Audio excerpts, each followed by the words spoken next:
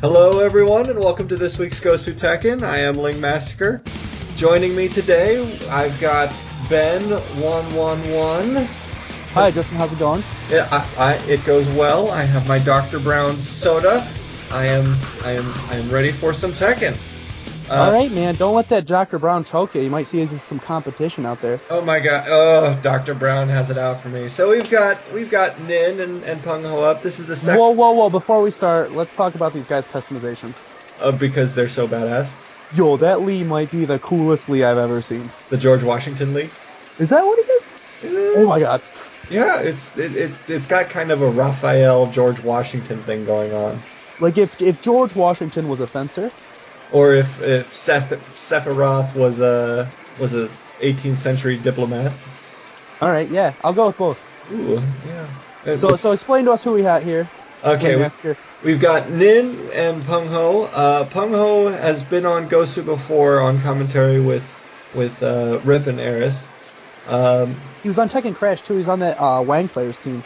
Yeah, he is on Lee 3's team. So good Lee, good solid Lee, and of course Nin's Marduk, sort of a fan favorite.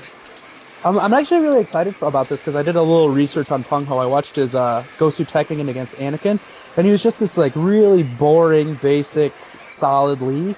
And then anyone that's played Nin knows that he's like the craziest player on the face of the planet.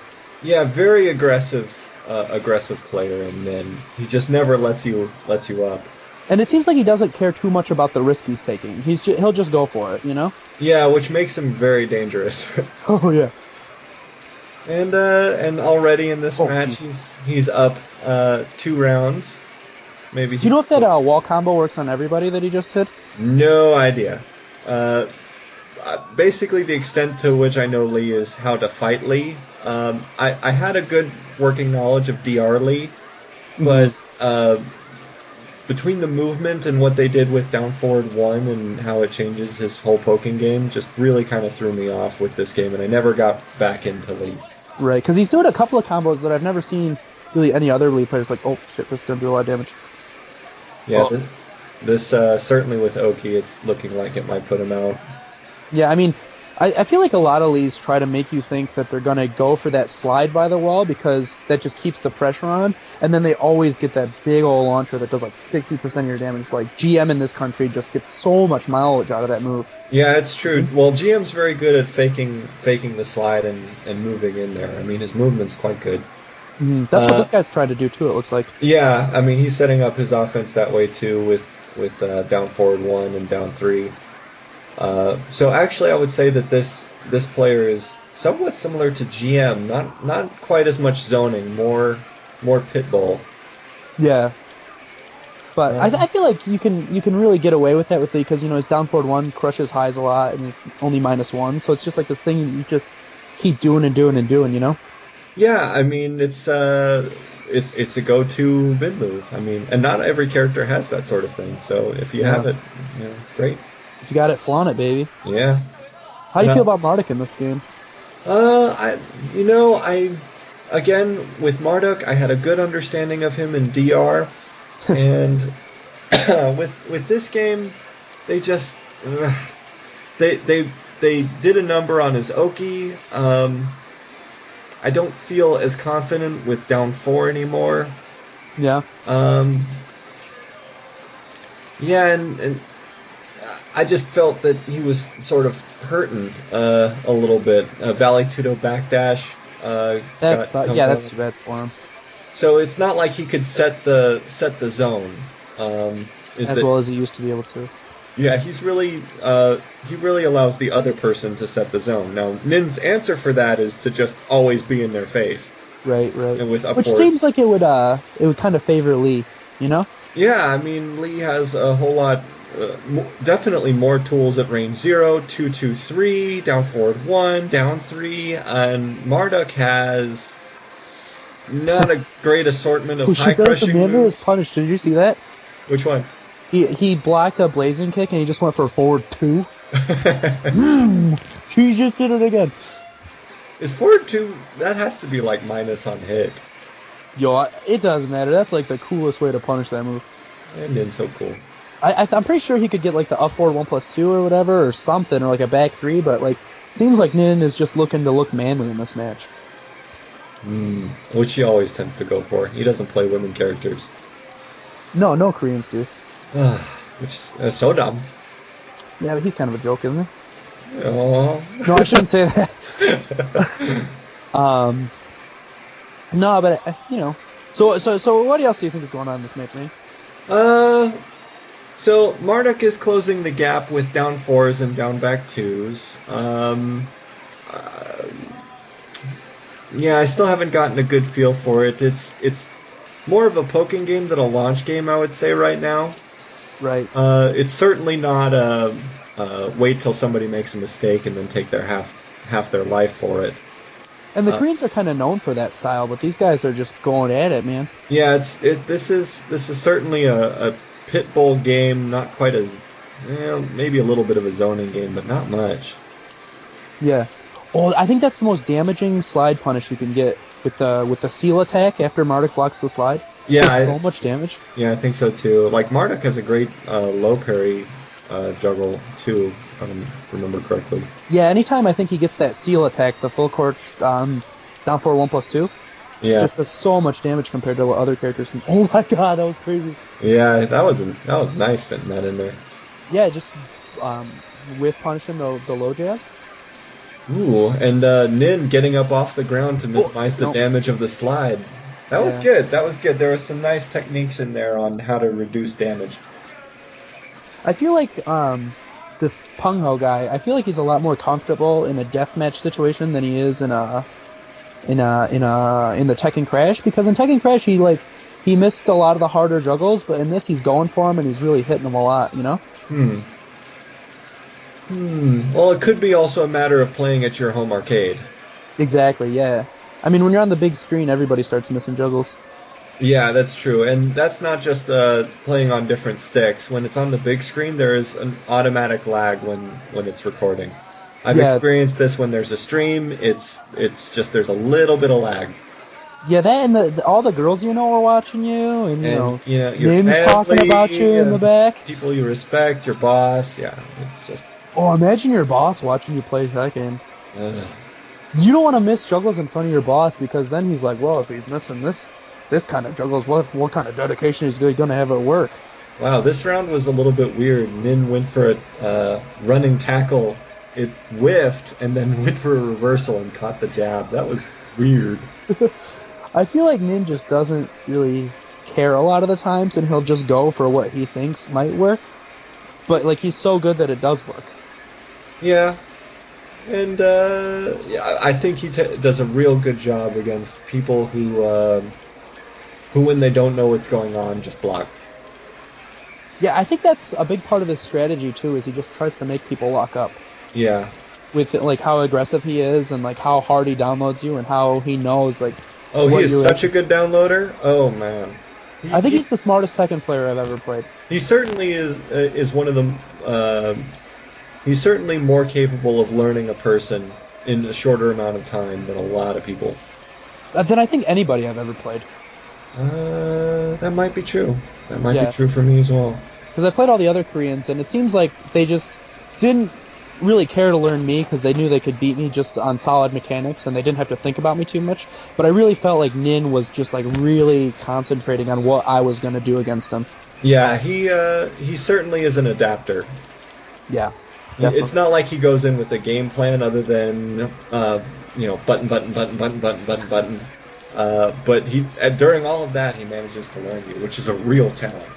I've never seen, because most of the downloaders I meet are like these big turtle players, you know, like I think Bloodhawk's a lot like that. Yeah, Bloodhawk's certainly like that. Or somebody like, a lot of the West Coast guys try to play like that too, like Bronson, and I don't know, I just think it's really cool that he just is so aggressive. And it's kind of hard to be aggressive with Marduk nowadays, because his hitboxes are so messed up that a lot of times like moves that shouldn't crush at all just go right through your moves. You know what I mean? Yeah, and it's not his movement. It's literally just button, and it's not like stance moving into Vale Tudo and then back out again or anything like that. Like I used that trick with Ling, go into a stance, go out of a stance, and he's doing something block. But really, no, he's just attack every Yeah, time. he just got hit, and then he just goes for a crush move because he knows he's going to try to continue his offense with jabs or something. Yep. Yeah. It's like the best answer is to just outthink him and block. Yeah, exactly. But I don't know if there is a best way to beat Min. Yeah. The guy's so experienced. He's been spending like 15 years of his life in these arcades just downloading people. Yeah, but the weird thing is that if it just was a matter of random guessing, he'd lose because he's using punishable moves and like moves where the expected value of if you do the same move 100 times and it's blocked 50% of the time, that it's negative. Like really, he should lose life in the long run for some of these moves. Yeah. But he's getting away with it just fine. Oh my god, did you see he just did like 5 lows in a row against the wall? Yeah, dude, his wall pressures. I mean, but I feel like there's good things to say about Pung Ho too. Yeah, well, Pung Ho's defense, he's done a couple of straight up hop kicks a couple of times for defense, which has been nice. And he's, when he does wall standing 2-3 into back 1-2. Yeah, I've never seen anybody else go for that. Usually, yeah, me neither. The American League players just miss the 4-4-3 every time. Yeah. So I was like, really? You could do that? I've never seen anybody do that. It might be a Marta thing. I don't know. Oh, you make a decent point. Yeah, I'm a smart guy, Justin. Oh, I'm so smart. I always think league combos look so boring because you just do the same move over and over, whether it's 1-2 or back 2, and you just wait until they get to the wall, and then you do this little boring wall combo. It's a matter of the enjoyment you get out of it with the timing. It is a little clockworkish. Yeah. And that has its own enjoyment to it. Like, for example, Raven or...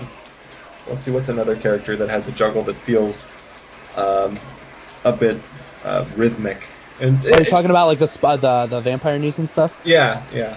See, he just did like back 2, back 2, back 2, back 2. It feels... It's quite enjoyable. I know that this is from an enjoyment of the game type standpoint, but I really like it. Marduk is actually another with the 1-2 Valley the 1-2s. But I feel like he's got a lot of options he can do. Like, like when he does that big throw and it launches you, like depending on which way he sidesteps, he gets a different combo and like different follow-ups to the combos depending on which way he sidesteps, Like I feel like that's kind of fun to watch, like the different ways they can juggle him. But Lee, it just seems like the best thing you could ever go for is back 2, back 2, back 2, back 2, back 2, back 2, back 2 until you get them to the wall. Yeah, certainly it's not a lot of variety, but... Oh, that was a cool pickup. Did you see that? Yep, the down forward 3. Oh, did you see him get a full juggle on back turn while standing 2-3? That was awesome. No, I missed it. Oh, come on, man. You gotta be watching. I'm watching! You gotta listen to my excellent commentary, and you gotta watch. And Pung Ho answers back with 3-0 from the last 3-0. Yeah, dude. This is a pretty fun match because I feel like they're both aggressive players, so there's gonna be a lot of 3-0s. Yeah, they're both aggressive, but I think Nin, if the longer this goes on, the more he learns. Mm-hmm. Like, right there is a great example. It's just, he'll learn you. And I feel like he's the player that most optimally uses the dick punches. Mm. Yeah, because like, if you watch his Steve, like a lot of his offense is based on whether you block it or it hits you, and then he goes for certain options afterwards. And you kind of... Oh, wow, that was crazy. This guy's nuts. Like, you see it, I think, more with his Steve, but you see it a little bit with his Marduk, too. Yeah, his Steve certainly can set the pace better, or do more damage for guessing right than Marduk can. I think that's just because Steve's a better character than Marduk, On paper. On paper. I think in tournaments too, in a pragmatic sense. They're all perfect. They're all perfect. I mean, we could pretend to all be samurais and all characters are equal. And they're all equal. If you pick Zafina, you'll have the same chance of winning a tournament as if you play Lars, but it's just not true, man. They're all equal. If you're the same player and everyone else is the same player, but you just played Zafina, it's the same. You think so? I think so. I think if Bronson came into a tournament and played somebody who wasn't as good, and he was playing Zafina, he would win. But what if he played somebody who's just a little bit better then? And picked Zafina instead of Julia? I still think it would be a close match. I think it would be a close match, but I think he'd dominate harder with Julia. I don't think you can say that just tiers don't exist. Not to the effect of being important. Like, they hold the same amount of sway as having a bad day. And, you know, there are people when they have a bad day, they really have a bad day. But the higher up you get in the tournament scene, bad days don't affect you as much. Obviously. I just think you're the only person in the world that thinks that. I mean, that doesn't make me wrong.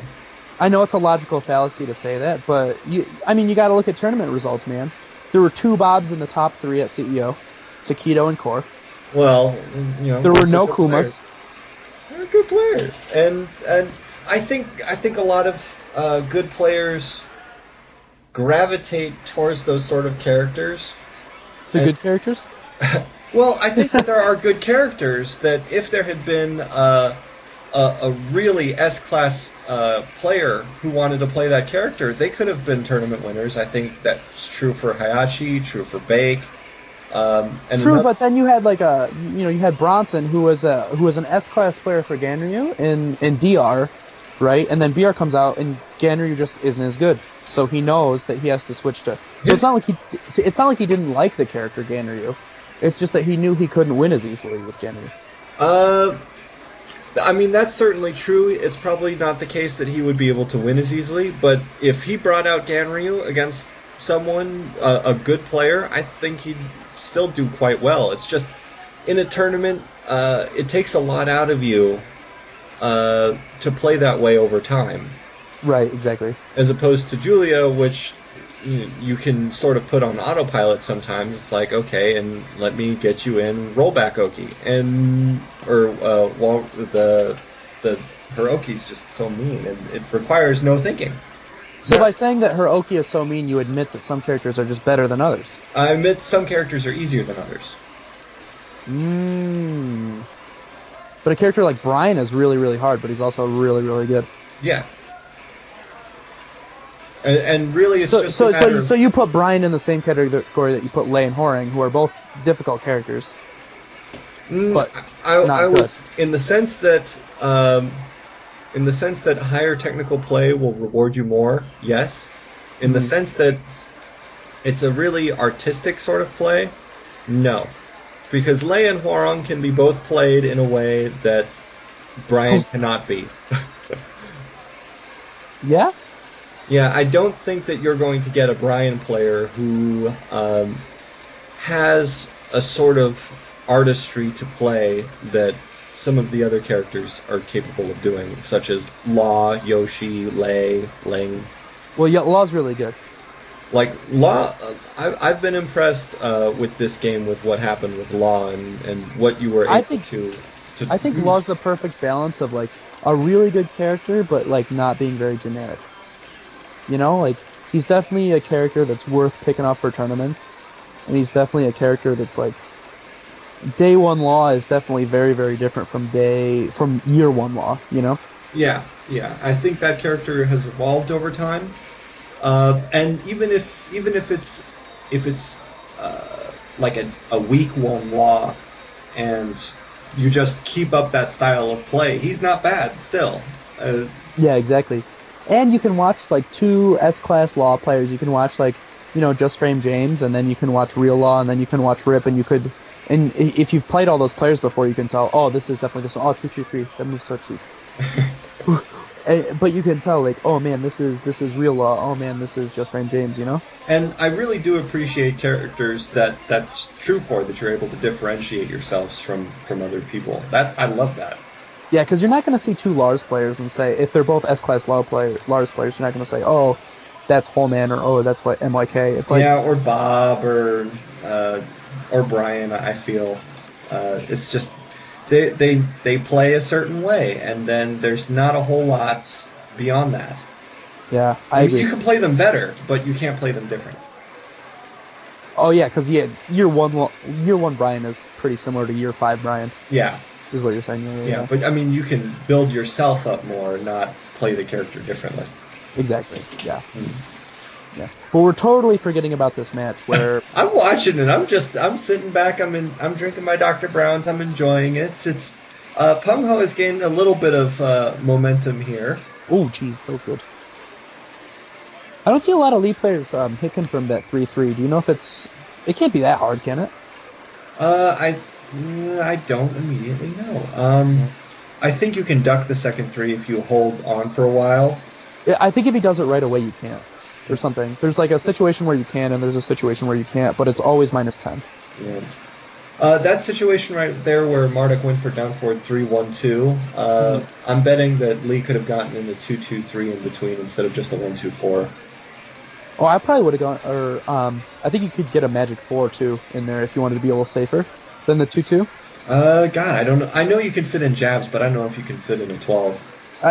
No, Magic 4s are 11. Oh, well. Or most of them are. I'm pretty sure Lee's is too. Okay. No. I don't play by frames. I know. I know Julia can get a 4 in between them, so I'm guessing Lee can. Oh, he misses the back 1-1-2. That's a first. I think he's missed it once before, but it's impressive that he's the only guy that goes for it, and he hits it, pretty considerably consistently. Some good hitman sidestepping. That's the other thing that Lee in this game, the hitman sidestep, it's just easier to catch him, and that sort of drove me away from him from DR. Yeah, I feel like a lot of the moves where you the stances that you sidestep out of, like Marduk included, Lee, Lei, they're just like all a little more vulnerable than they used to be. Yeah. Do you remember like Lei used to just step right to your back as soon as he did the from Snake into Panther or something? Yeah. Well, I mean, it's still scary. If you watch Exalted's play with Lei, he does a lot of the like a backdash. He does a lot of the ha-ha into maybe a back turn down 4 into Snake, and then he's out in range 3, and he's like, come on, attack me, and then changes stance as you come in. And but I don't think that's as effective as it was in DR. I don't know, maybe I'm wrong. I still have not found a great answer with it with Ling. But it's probably because he's in range 3, and Ling doesn't have a lot of good range 3 tracking moves. Yeah. Oh, jeez, this guy's crazy. Yeah, sometimes throw it out. And Jesus, it doesn't even matter if he whiffs. I feel like when you have a launcher that does that much damage, that it's always in the back of your mind. You know you're playing a long set. You know you're probably going to play this guy 4 or 5 more times. So if he blocks it, is it really going to kill you? Yeah. You can afford to lose a round in a deathmatch. Yeah. So I'm seeing how Pung Ho's playing his poking game. He's sort of laid off of down 3s, relying more on just neutral 3, sort of setting up the mids. Yeah, I think Marduk, just because of how big he is, he just has to be really careful about running into mids, and Pung Ho kind of knows it. Yeah, he's being very aggressive, and then as soon as he loses momentum, block. So he's playing very by the book right now, and I think Nin's moving more towards just simple lows to just get back into it. But yeah, I feel like he plays a lot like fighting GM. You know what? I'll agree. Maybe GM less on poking, or less on movement, more on poking. Like a more aggressive fighting GM. Yeah, I would say that's an accurate description. Yeah. Probably a lot of people that listen to this don't get to play the same amount of players we do or whatever, Yeah. You're in the Philippines, you never get to play against fighting GM. Well, look up some YouTube videos and just appreciate his game. Shoutouts to the Philippines. Oh my god. I don't know if you can, when he does that while standing 1-2 in your back, can you duck that? Because usually away from the wall you can, but I'm starting to think that you can't away at the wall. I couldn't tell. I know the frames are different depending on if you hit somebody's back or not, so it might be just the case that it's guaranteed if you get their back. Anything that we don't know is instantly homework for our listeners, and you should post in the community thread of TZ and answer all of our questions. Oh, that's a great idea. Through your findings in practice mode. Hey. Yep.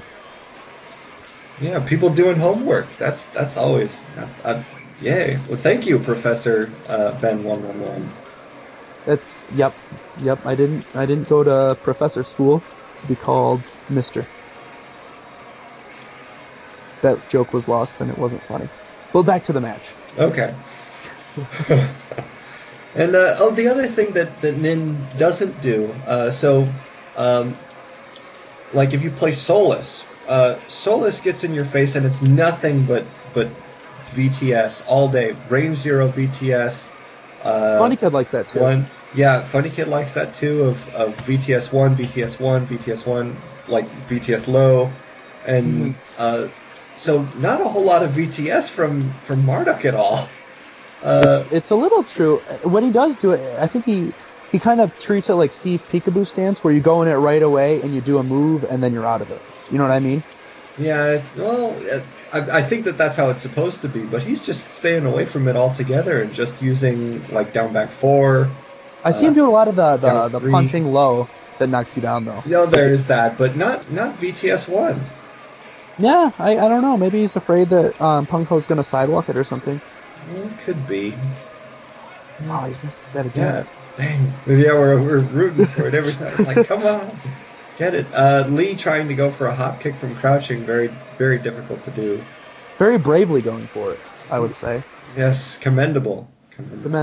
It's cool going for hard stuff sometimes, you know? Little momentum there from Marduk, setting up jabs into a throw, which was not broken. The Koreans, I just don't think they're as worried about throws as Americans are. I think it's not on their top priority to, like, you know, go into practice mode and really learn how to do it.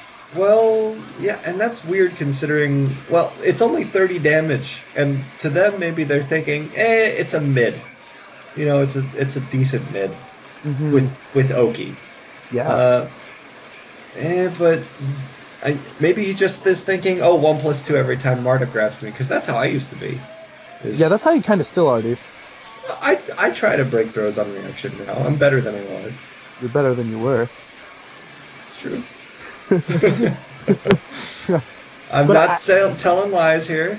My theory about the Koreans not breaking throws as well was always that they rely a lot more on their movement than Americans do. So, you know, I'm an American player. The other player's at +2. I'm probably just going to hold back. But, you know, a Korean might backdash, he might sidewalk, he might sidestep, and all of those things get you out of throws. You know what I mean? So I just don't think they get as many throw opportunities where in America... Oh, that was super that was smart. a nice sidestep. That was super smart. Where Americans see it as like, this guy doesn't know how to break throws. Every time I'm at +4 or 5, this is just my opportunity to mix them up. Maybe that just doesn't, you know, occur in the Korean metagame. Was my theory, but, you know, Maxi can tell me otherwise because he's been there longer than I have. Well, now Nin getting a decent streak on Pung Ho. It's 3 wins and then 3 wins. So yeah, it's sort of back and forth. And the first tackle of the set. Was it? Yeah, that was the first tackle of the set. Way late in the deathmatch. It'd be sick if he just tackled him like 7 times around now. Like, I don't know why I don't see it. Tackles like I used to. It feels like a more safe option than how it was in DR, at least to me. Well, now if you block the tackle, you can launch him, obviously. And I don't think there's as many Oki situations where you get the spear that's really, really hard to break. Like, you used to be able to get it all the time, and now, like, it's just more difficult. That and just the VTS backdash isn't as good anymore. Would be my thinking on why people don't do it. Yeah, well, I mean, his Oki off of juggles is already sort of bad. I mean, if you go for one. That was a manly combo. I love that. Just jab, jab, jab, wall throw. Ooh, nice option. He removed Lee's wall standing game in that one instance where he rolled back to dive. That's a nice option. These players seem like they know the other character pretty well. You know what I mean? They're both comfortable with each other now, and really it's just a matter of getting the other guy to stay blocking mid while you get lows in. And I feel like Nin's really let off with his former aggression, you know what I mean? Yeah, he's playing his poking game, but he's not constantly pushing Lee back with force, with his back to the wall. Like, we haven't seen a nice series where Lee's back is to the wall, and he just can't get away from it, like we saw in the second. You know, first 3 or 4 games, Yeah. But I really like what Nin does, where, you know, if you block his jabs, his first instinct is to go for that crouch punch, just to try to keep the momentum going in his favor. So then maybe you're going to start thinking, oh yeah, I'm going to block some jabs and then I'm going to hop kick, which just sounds crazy, you know? Yeah, or his reversal. Like there have been a few times where Nin's thrown out a -9 or a -8, and then boop, reversal, and that is a way of messing with your with your priorities, with your green light, red light for momentum. They're definitely like longer set strategies, you know? Because I don't know if that reversal would be as useful in tournament. Any trick you know will work once is valid in tournament. Because that's all you need to win, is to, if you are playing somebody who's at a similar level as you, and you just have one trick that you know will work, that's enough to beat him. You gotta do it, yeah. I agree, but I feel like in a long set, you should go for it even if it doesn't work, just so that's in his head.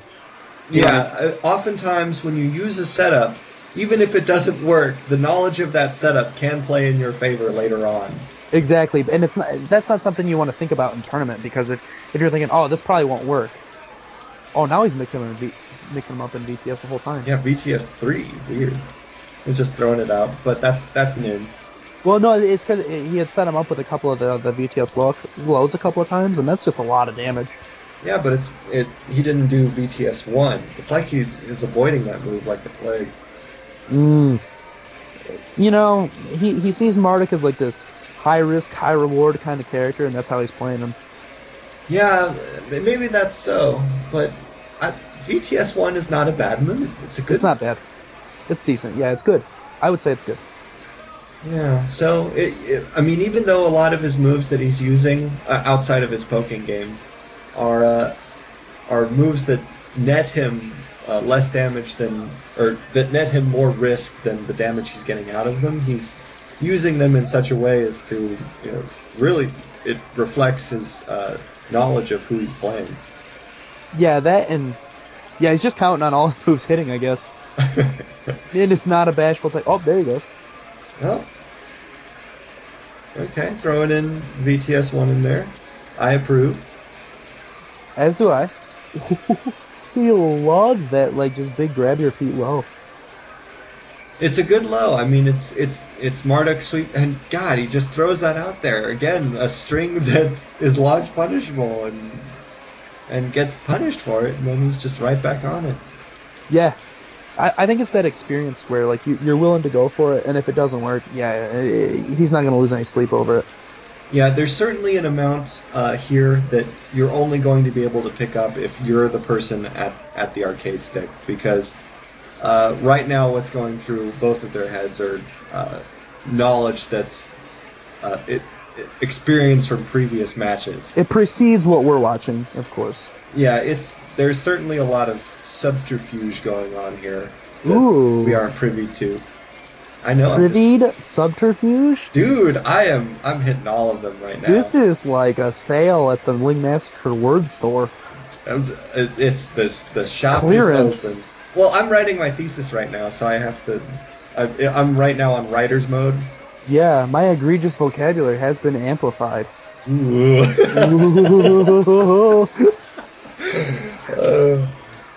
All right, so Marduk now getting way ahead. So do the rank ups in this work the same way they used to in DR? I could not tell you.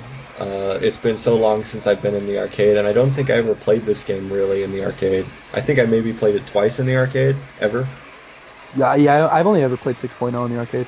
Yeah, so, and I played 6.0 once, and I think I played this. Oh wait, no, I played 6.0 for one day in New York City. That was the limit of my experience. Yeah, that game's kind of goofy. I'm glad we switched to this one. Yeah, it's a nice game. I saw a few of the things in 6.0 that looked just, yeah. And look at him just tying his shoes. Yeah. He does not like those Lee shoes. Yeah. And he hasn't been using that. It's the first time that he's really bust that move out. The Konosuke Ford 2? Yeah, it's like he just remembered it. It's like, oh yeah, I've got another low. Well, yeah, I mean, it's definitely a good idea when you're playing somebody for a long, long time to mix up what lows you're doing, because totally true. And the animations look different, no matter how fast they are. Yeah, and actually, the person who first really highlighted that for me was Paco. What's his name? Gandito. Gandito. And his Raven play. I mean, Raven has a lot of sweeping lows, but if you overuse one, then you get that vision in your mind and are watching out for it. But if you switch back and forth between Raven, like down back 4, quarter circle forward 2, and mix it up, down back 3, then you're never going to be able to see them. It just becomes definitely. very difficult. So mixing up lows is certainly a high level technique. It gets the Dr. Massacre seal of approval. Da. Yeah, and I feel like there's definitely characters that have fewer lows that they can use, and they're more tournament characters, and that the characters that have, there's several different low animations, they're more like, deathmatch characters. What would you say is the difference between a tournament character and a deathmatch character? I feel like, characters like, we have it's magnetic. Yeah, Nin, good job walking away with that, and now Julia, not the most exciting match in the world for me, but it's just she's capable of artistic play, but not really, I would say. I feel like she's like one of those, kind of law characters where there's a lot you can do with her, and they're all pretty effective. You know what I mean? Yeah, they're all pretty effective. I mean, the greatest Oki character in the game, fantastic wall damage, fantastic wall carry.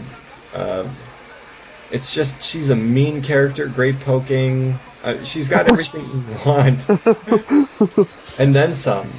Yeah. But as far as, oh my god, that movement is unbelievable, or I've never seen that before factor, without it just making you sad. I've just never seen a Julia that has made me feel good about being a Tekken player. Oh.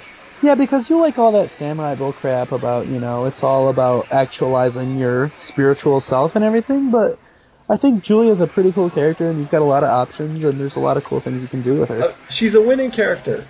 Sure, absolutely. I'm behind that 100%, and I think if there was... Go for it, Julius. One of you will get it one of these days. Well, if anybody didn't know, that's because that move is -14, and the very fastest you can do that move is 14 frames. So I feel like Holeman, I don't know if he's a very experienced Julia player. His card still says Julia Chang, so I'm assuming he isn't. I feel like he's just a really smart, solid base. Like, he's just a Lars player. You know what I mean? Yeah, he's... what I really liked out of his Lars play is his jabbing ability, but that's part in due to Lars's jab being so good. And I feel like he's got good movement and good reaction time. Oh, yeah. That is required for a good Tekken player. Yeah, I mean, he's got everything a good Tekken player needs, good decision-making skills, but really what set him apart was, I felt, his jabs. But I think that's him being a great Tekken player and just using and abusing something that, this amazing Tekken character has, Because you watch him play Julia, and he's not jabbing half as much as he did with Lars. Oh, yeah. Yeah, but actually he's... they're both doing, 4-1, 4-roll 1. They're loving it.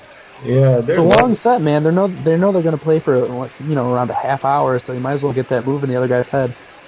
Yeah, because 4-1 is the move that is the near simultaneous kick punch that has a guaranteed follow-up if only the kick hits. Mm-hmm. For those of you who aren't immediately up on Julia play.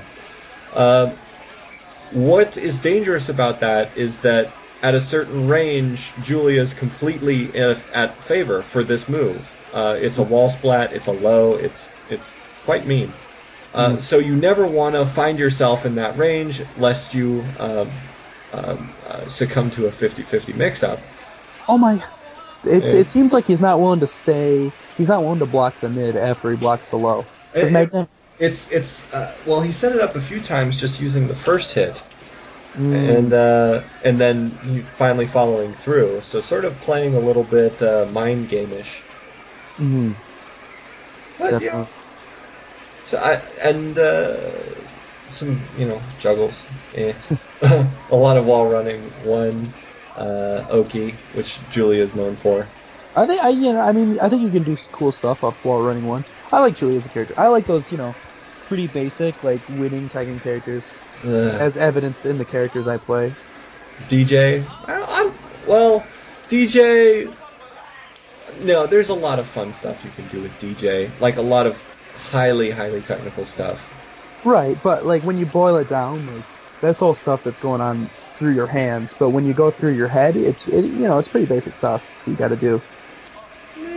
I don't know. I think between Devil Jin and Hayachi, I think those two Mishimas in particular, you can get a lot of creativity out of.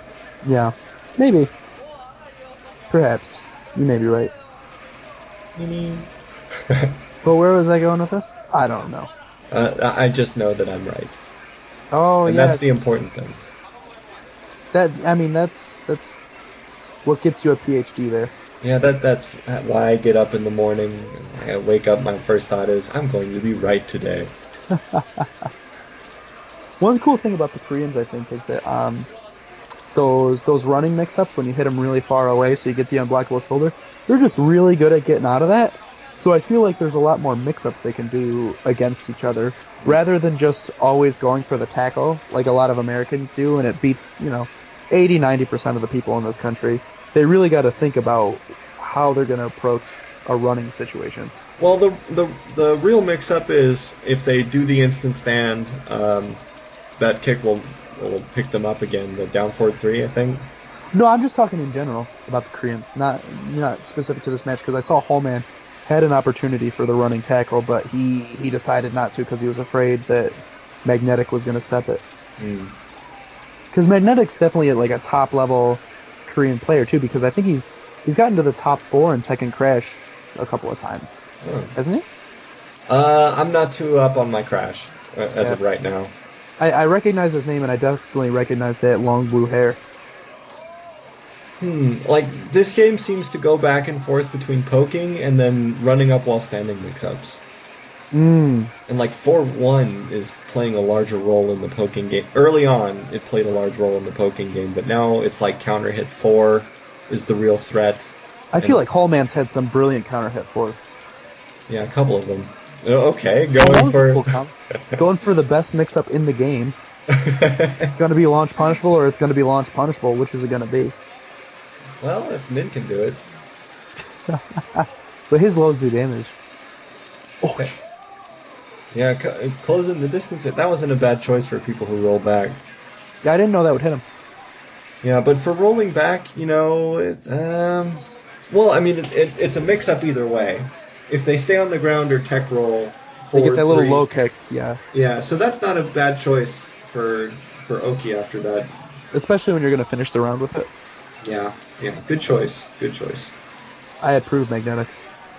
And the other thing, not being taken advantage of yet, is upward 4-3, one of Julia's greatest high-end tools. What are you talking about? They're doing it like the whole time this match. No, just throwing out or hit confirming upward 4-3. I don't think you can do it. I know you think you can do it. I don't think it's possible. I think you can do it. But of course you already stated that. Yeah, I've just never met a Julia player that did it. Well, I mean, it's not like we've got Bronson next door or anything. Well, when he stayed at your house, he told me he didn't do it. So maybe he was just making fun of me or whatever, but I don't know. It's hard. He could be lying. Well, it's not that hard in practice mode. I'm not a Julia player, so I can't say how hard it is in a tournament setting. But certainly I can do it in practice mode. But I feel like it's one of those things that might require tons and tons and tons of focus, which you might not be able to spend that kind of focus when you're willing to play this person for half hour at a time. That's a decent point, and I will say that is what I would consider to be the biggest difference between a deathmatch and a tournament match. In the United States, there's more of a 1st to 10 environment where this is true for, and that's the idea of stamina. There's only a certain amount of focus that you can spend. It's a currency. On each round. Yeah. And you can spend your focus looking at breaking throws. You can spend your focus on hit confirming. You can spend your focus looking out for lows. But there's just a certain well that you have of this, and when that's gone, then you resort to your base patterns and start losing if they're able to catch on to what that is. So exactly. In death matches, you really have to either build up a very large stamina, or ration your focus. Yeah. Or ration your focus. Definitely. Because I mean, when you're playing somebody first to 2, and you know that you have to win these 2 games or 3 games in the MLG rule set, you're willing to spend every ounce of your focus to break every single throw. Yeah. You know, because every single throw will bring you that much closer. Like maybe you drove halfway across the country, and you just got to drive home if you don't break these throws. Yeah, there are some players who play better with that sort of mentality of putting everything on the line. Mm-hmm. And then I've met some players that play better when they don't care. Exactly. Like Fab is a player I consider to play better when he doesn't care. When he's just a little bit drunk and toasty, he plays magnificently. Core, on the other hand, is a player that when he knows it's on the line, he plays better. It's Core's infamous well that he just digs into. I think that could be true. Because he just plays, like, you even see it progress through individual rounds with Core, where he just gets, I don't know if I want to say desperate, more and more desperate, but he just, knows he has to win harder and harder. And the dirtier and dirtier strategies just keep coming out. Oh, yeah. He's certainly... Oh, my God, that was crazy. I like that. Good. Nice. Yeah, and grats to Core, by the way, for winning CEO. Good job. Yeah. And Just Frame James for Revelation. Good job. Yeah, I thought both those tournaments were pretty interesting. I really wanted Pokechop to win, but did you hear what happened with Pokechop? No, I missed it. Man, he was playing Taquito, right, in his first winner's top 8 match at CEO, and he was just styling on Taquito. Like, it looked like he didn't care. He would just hit him with back 2, then run up and do more back 2s and back 2s and back 2s and back 2s. This sounds a lot like Pokechop. No, but usually he does a good job of mixing it up. He wasn't even mixing it up. He was just hitting him with back 2 and, doing that traditional ATL, just shouting at him and like blah, blah, blah. And just doing these stupid wall combos. Like, it just looked like he didn't care. Oh, good old Pokechop. And he was up 2-1, up 2 rounds to 0 rounds, I think. I'm hearing this from Mark Kiley. I'm retelling the story he told me, and he hits him with a back 1-2-1 counter hit with Bruce into the wall, and he starts mashing buttons, like mashing his wall combo right into the wall. And he starts wrapping up his controller like he's getting ready to leave, but somehow Taquito techs out of it, gets up, launches him, comes back that round. And then Pokechop all of a sudden has to plug his controller back in and play it. Oh no! Oh no! Loses the next round. No! Loses another round, so now it's 2-2. Loses the third match. Yeah, if you break like that, you're in such a bad spot. Oh no! I mean, maybe those VODs aren't worth watching, but Pokechop versus Fab was one of the most fun matches. I thought Pokechop versus Taquito this was. Oh no, I'm saying that like after that he played Fab and Losers. Okay. And that was a very, very good match. Oh, Pokechop. He was feeling himself too hard, man. Oh, that's a hard lesson that you only need to learn once. Yeah. I feel like we've all learned it one of these days. Like, oh man, there's no way I'm gonna lose to this guy, and then you do. Well, God, even thinking about that makes me hurt. Yeah. Well, okay. So Pokechop was my favorite for that tournament, but he didn't win it. Well, Mark Kiley was my favorite for that tournament. Well, after I had seen the top 8, Funny got 9. I mean, good job, Mark Kiley. Yeah. Yep. Beat a bunch. And the other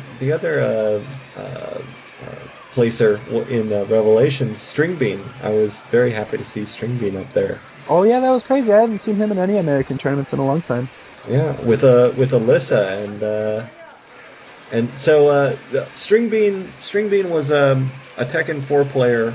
Well, he started out as prominence in Tekken 4. I don't know exactly at what point he started his Tekken career, but what he was known for then was a defensive Steve. And this was at a time when all Steves were offensive. And he would use flicker, backdash, and flicker punches, and flicker 2 to really just defend, like complete defense. And this was, in a jab game like Tekken 4, this was unheard of. So I really like it when people hark back to their old techniques. And if he plays Alyssa in the same sort of defensive style, that would just be really interesting. He does, yeah. I actually watch both streams because I have no real life. Yeah. Simultaneously, you were just eating a tub of Ben and Jerry's and just watching 2 on your screen. No, I was at FTP's house, yeah, but we were watching both all weekend. So you were eating a tub of Ben and Jerry's, like crossing arms and tickling each other. Yeah, Italian sausage was so jealous, dude. Yeah. But yeah, like imagine playing that same style with an Alyssa backdash. Yeah. He was scary good. Like an Alyssa backdash, like a back 3+4 for any sort of whiff at all. Yeah, and I was surprised I didn't know he still played, but it looked like he was pretty polished. Like he was breaking throws and stuff and doing punishment. He's a good player. Some things you don't lose. Yeah. Good. Yeah, it definitely looked like he had been playing this game. So it was good to see him in the tops, and then the finals of CEO were GM Core. Yeah. With GM coming up from losers, winning the first round and winning the first set, and then losing the last set. Yeah. In a 2-3 round situation. Oh, is that what the score was? Wow. Yeah, 2-3 match, 2-3 rounds. It was close. Yeah. Really Core using his down 1 to establish an offense, and then GM his normal down 4 then run. Core using more down 1 to continue his offense, and then when he was sick of doing down 1s, he like backdashed once, and then he dashed up and did more down 1s. Oh, and then like a wall running 3 down 1. Yeah, but that's just to get the advantage, so the down 1 is uninterruptible. I don't Bob. Not a character I consider to be artistic, Bob. No, especially after you watch those grand finals. Yeah, they made a character who can float around and do all these flips, but not an artistic character. Yeah, but you're not going to do those flips in a tournament situation. You're going to do down 1. Yeah. And it would be nice if a Bob did all of those flips and somehow worked it into his game. I've heard of Bobs being able to do that, some of them. Yeah, but I feel like it's more effective just to down 1 them. Mm. You know? Meh. It's a mind game sort of play. Like, it's more effective if Ling just does down 4-1 all day, but... No, I don't think that's in the same class of move as down 1 with Bob. Perhaps not. Down 1. Magnetic here getting a bit of a lead if he can take this round. Yeah, I think he's definitely a more experienced Julia player, but Holeman's probably a more experienced Tekken player. Yeah, I've seen more. There have been more interesting strings. Like he's done the mid versus the mid low mix up. Down back 2-2. Yeah, down back 2-2. He's done that a few times now. I mean, it is the best move in the game. Oh, missing that. Yeah. Yeah, just poke, and then juggle, and then Oki, and then oh my god, your life. I feel like that's pretty standard Tekken though, you know? Yeah, it's standard Julia. It's while standing mix up, not a whole lot of changing of the game. Not a whole lot of evolution going on. Yeah. I mean, because I feel like Julia's basic tools are just like so strong that she's not one of those characters that does need to like slowly mix it up over time. You know? Yeah. I mean, she's just good, and she can keep up the level of good without losing a whole lot of focus over time. It's just, mix up while crouching, and then launch. And then 4-2-1. And Holeman using 4-1-4-1-2 to his advantage, throwing out the last string. Because what's the worst that could happen? I mean, you get launched, but... Yeah, one thing that I'm noticing is Julia against the wall actually does have a lot of Oki possibilities if just does like 1 + 2 4 and doesn't end it. Oh yeah. Yeah, she can get way more out of that if you're willing to play guessing games, but neither of these players want to play guessing games and just go for the whole string. Yeah. But I feel like she does still get a good mix-up. Like, when you tech up, you just get that while-standing mix-up, you know? Yeah, I mean, yeah, she does get a decent mix-up afterwards, but, you know, play a little faster moves. It's just a little bit too by the book for my tastes. I mean, I think that's what Holeman likes to do.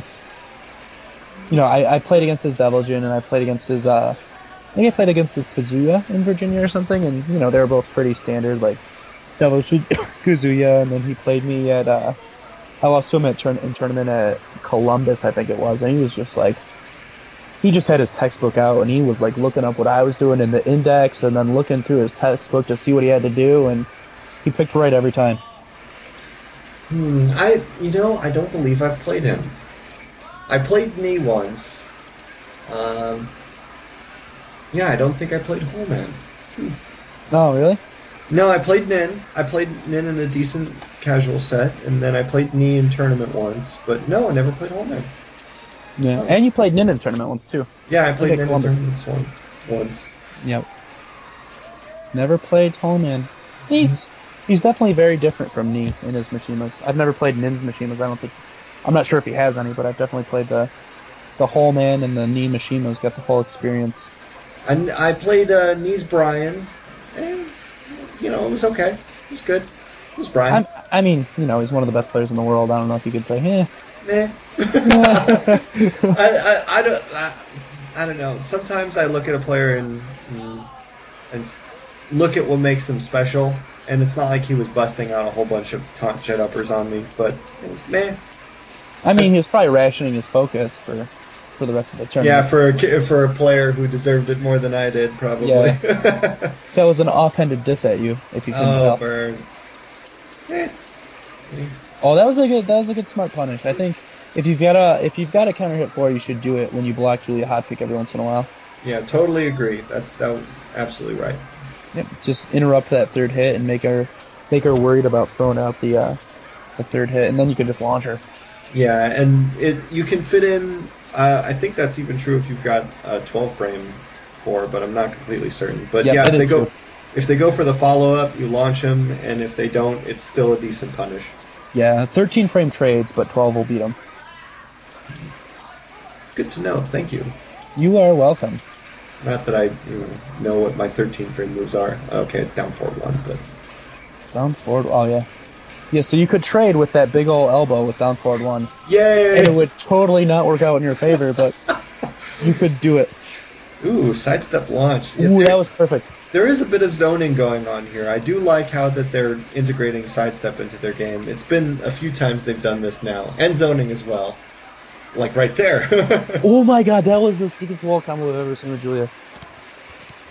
Yeah, this is some nice play. It's certainly not as pit bullish as Nin versus Pung Ho. It's definitely more range. Like right now he's playing range, complete range with 4-1. But I think Julia's more of like a zoning character. You know, you have a very easy way to move in with the shotgun punches and the elbows and stuff. So you can move in if you want. So I think Julia's are kind of comfortable staying back and just waiting for that perfect time to move. Yeah, or a sidestep, whatever that launching punch is. But dang, yeah, a lot of like range 1, 1.5 play. Not a whole lot of range 0 play. She's probably weak at range 0, except for maybe hop kick. Well, she's got a good counter hit 4. She's got good jabs. More range 1 tools. Like 4 I use defensively, like for waiting for people to rush in, so I consider it more of a range 1 tool. Yeah, you might be right. But yeah, they like being about at range 1, about 1 full body length away, not right up in each other's face like Marduk and the Marduk and Lee match. Oh yeah, for sure. So a little bit different, a nice change of pace here. Yeah, for all you fans out there. Oh, jeez. This is the wall jump who continues with it anyway. Yeah, I mean, you might as well throw it out because people will try to duck, people will try to sidewalk away, and you might get lucky and get a hit in. Yeah, but what you always want to avoid is continuing a string even though the opportunity to use that string is passed. Yeah. Oftentimes, people will use a move expecting it to work, like let's say Hell Sweep, and they get interrupted, like let's say by a jab, but the opponent who jabbed saw it. And it's like, oh, he's still looking to do Hell Sweep, and then what does he do? 2 seconds later, he does a Hell Sweep, and you block low and kill him. So what you always want to watch out for is if you get interrupted, don't try the same tactic again because he's looking for it. Or if you do something different the first time and you mix him up when he was looking for the house sweep again, maybe the second time you get interrupted out of house sweep, just do the house sweep again. Yeah. I don't know. I don't like these. A lot of people try to play Tekken by these like, when this happens, you should always do this, and I kind of try to avoid that. Even though everybody gets caught in these bad habits of like accidentally doing something over and over and over again. Yeah. True. Professor Ben원원원 on the case. Ben원원원. They'd love me in Korea, man. If I busted that name out. With Ben원원원? Won, yeah. Well. Better go and try her out. Oh, jeez. Actually, I saw the Korean version of my name. It's a little weird. Yeah. Does it look like stickmen fighting each other? It does look like stickmen fighting each other. It's like Lingmassacre. I can't pronounce it. Oh, so I'm talking crap about you on online? Yeah, and you know me, I'm a forum troll, and I need to satisfy my ego, so I went on the Korean forums and tried to find me, and I did. That's funny. But another funny thing is that in Virginia, the Holeman told our local resident Roger player that he shouldn't play female characters or animal characters because they're jokes. What? Yep. He said no female, no animal. They're a joke. So, and here he is playing Julia. So. Ooh, really? Oh, jeez, was that real? That couldn't have been real. He must have rolled back. It looked like it. That was a nice elbow. Yeah, I don't know, dude. I've never seen anybody do that. Yeah, 4-1 elbow. That was sick. After the homing move? Oh, that can't be real. It has to be a pickup. What he just did there? No, that one was real good. Yeah. Well, I don't know. He must have tried to roll back or like stand up or something. You never see Julia players doing too many lows. Well, let's see. She has down back 3, down 4, which Magnetic just used. Down back 3 is launch punishable. Just letting you know. And then down 3. Well, who cares about launch punishable lows that are fast? It's fast, and it's a low. But it doesn't do any damage. I mean, like if you So. I don't know, man. I feel like there's a well, I guess they do a ton of 4-2-1. Yeah, they're doing a shit ton of mids out of crouching, so Yeah. I feel like that's the one thing that Julia lacks to be like the perfect character, Is a long-reaching low that's safe. Not safe, but like not launch punishable, Like wall standing 4 punishable. Yeah, like if she had like a Bruce Crouch Dash 3 or something. Imagine that. Oh my god. Why do you want to give great characters more tools? So I could play them and beat people. I don't understand people. I don't. It's a great game. It's balanced. Why are you... Balanced games aren't very fun. I don't know. Balanced games are hella fun. Ugh. I mean, okay, I would also say imbalanced games are very fun too, like MVC2. And they last much, much longer, the imbalanced games. Well, they last longer when they don't have a sequel coming out. True. And let's see, Street Fighter. Street Fighter has a decent balance to it. Much less than Tekken, though. Much less than Tekken, but it's not MVC2. I mean, if you're gonna use MVC2 as your ruler for how balanced a game is, every game is like perfectly balanced. Okay. Let's see. What would be? Like if we compared it to like Tekken Tag, where you could use any character, but not if you expected yourself. Tekken Tag had about like 5 tiers, and anybody from the top tier could beat in a set of 10 a tier below it with even play, and it had about 5 of them.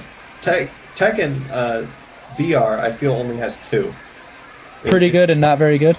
Pretty good real good and then good. Real good and pretty good. Hey.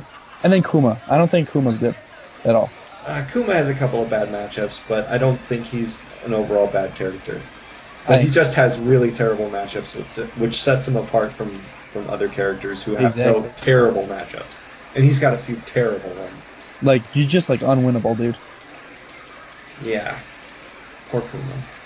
Poor Kuma. I think Namco kind of wants to make him a joke character. You know? Yeah, I think he's cool. I think, picking Panda in tournament, that's pretty cool. Yeah. You know? I mean, and Grimy, a great player, and a nice artistic Kuma. Ai Bamboo, similar. You know? Ai Bamboo, another great Kuma who's artistic. Clint showing a lot of I think he's more innovation in the early days of BR. But I think now Clint's more like the other end of Kuma, where he just relies on his good basic and defense and stuff. Well, I think that's because Clint has sort of moved on to other games. I mean, what we saw at Final Round was really the base Clint of him really putting a lot of time into MVC3 and not into Tekken. Could be true. Yeah, because at other tournaments he was busting out Asuka and Zafina and everything. Yeah, he seems to always have one character that he's working on. He's certainly a student of the game where he just likes to play new characters. Yeah, I feel like that's true. Yeah, and he's sort of like me in that regard, actually. Yeah, where in casuals he just busts out new characters constantly. Yeah, maybe. I don't see a lot of similarities between you and Clint, man. What are you talking about? We look exactly the same. I know, dude. Oh, yeah. And. Oh, good guy. Shout out to Clint. Yeah, Clint's a great guy. All of Atlanta. I like Atlanta. Yeah, I wish I had gone to CEO to hang out with those guys, but wasn't in the cards. Yeah, man. God, it's been a pretty even match, and we're coming up here on the 1 hour 6 minute mark, and really no one's pulled ahead. I would say Holeman had a 2 or 3 streak.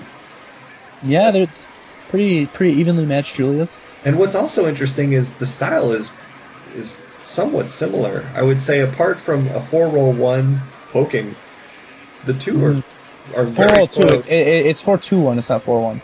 4-2-1. Oh, it's 4-roll 2? Okay. Mm-hmm. Yeah. Just so people don't grow up to be noobs. All right. Sorry, y'all. I'm not a Julia player. So, yeah, aside from that, the wall standing game, maybe Holeman's counter hit 4 game, but it's pretty close. Yeah, the way they're playing is, it seems like they're both kind of trying to learn how to play this character from each other, you know? You make an interesting point. Although, let's see, can you play Julia in a different way? Like, if I was watching Bronson now, would I know it? Yes. Like, I mean, if you watch a video of Bronson, Tran, and Antonio Carmona, they just play totally the opposite. Really? How so? I think Bronson tries to stay in your face a lot, and Antonio tries to block a lot. I will say that Bronson has that factor in his mind of throwing out a launcher, like Holeman just did. Yeah. And Antonio, I really regret not playing him, so I still have sort of a blind spot as far as how it goes. But it felt a bit more shotgun offense based. Whose? Bronson's? Antonio's. Yeah. You might be right. I think Bronson's just known for that hop kick. Like, we would have seen 500% more hop kicks with Bronson than with these two guys. Yeah.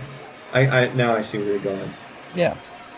So I think, like, most every Julia will probably use the same tools. It'll just be, like, the frequency with which they use them might be a little different. Yeah. But she just has a lot of tools. And what your choice in Oki is varies between players. Whoop. Okay. Magnetic getting a 2-win here. Looking around for some change. Oh, it's over. Oh, gee. Okay, so just a nice set of matches. Thank you for joining us today. We had 2 good sets of matches. One Pitbull match, Marduk Nin's Marduk versus Pung Ho's Lee. How did you feel about that match? I definitely felt like it was the more interesting match of the two. I mean, you know, it wasn't a mirror match and stuff, and there was a lot more diversity in the styles that they used. Yeah, and it was a bit Pitbullish, rush down. It wasn't like a chess game or a boxing match. It did feel a little bit brawlish, but certainly it evolved over time. Definitely. And the Julia match, Holeman versus Magnetic, very similar styles of play, a little bit difference on the poking, a bit more range one, zone dependent, sidestep launch if you whiff. I feel like that second match would be a really good match to watch for someone trying to learn that character. Yeah, you know what? I'll second that opinion certainly. And for people who want to build in themselves, sort of the idea of proper play, don't watch the first one. Don't watch Nins Marduk if you want to learn how to play Tekken properly. That will work for only him for quite a while. Yeah, that's it for this week's GosuTekken. Thank you all for joining us. Thank you, Ben원원원, for joining us today. Take her easy, guys. All right. Good night, y'all.